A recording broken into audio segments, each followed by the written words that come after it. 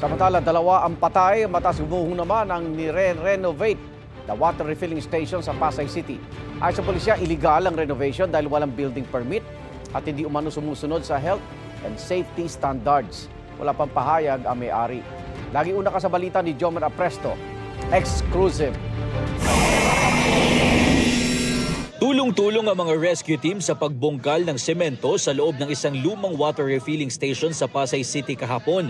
Hinahanap nila ang ilang tao na natabunan ng semento matapos gumuho ang istruktura na isinasa ilalim sa renovation.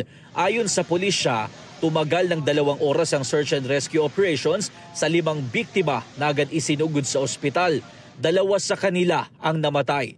Kabilang ang isang senior citizen na foreman at isang construction worker.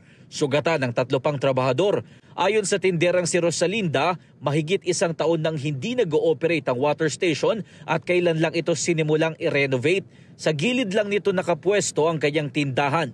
Maswerte at hindi raw sila agad nagbukas noong mga oras na mangyari ang aksidente. Kung napaga po kami, talagang dami kami na asawa ko. Kasi po diyan kami sa bintana, malakas yung impact nung mga bubog. Kasi umabot pa po dito eh. Yung inabutan ko po, kinakalkal na po nila yan. Pinapala na po nila yung nasa loob.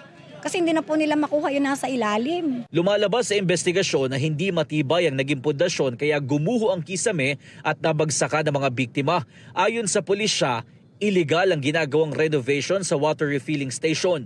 Wala pong metal scaffolding, no? Tinukuran lang ng mga kahoy. Initial investigation po, no building permit po talaga yung ginagawang struktura. Kaya po, doon pa lang po mayroon na po silang violation.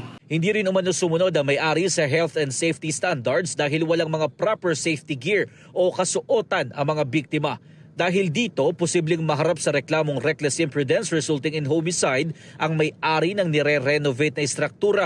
Sinusubukan pa namin makuha ang panig ng may-ari na nakatakdang magtungo sa Pasay City Police Station ngayong umaga.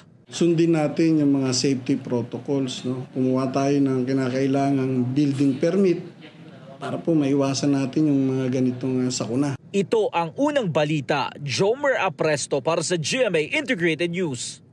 Igan, mauna ka sa mga balita, mag-subscribe na sa GMA Integrated News sa YouTube para sa iba't ibang ulat sa ating bansa.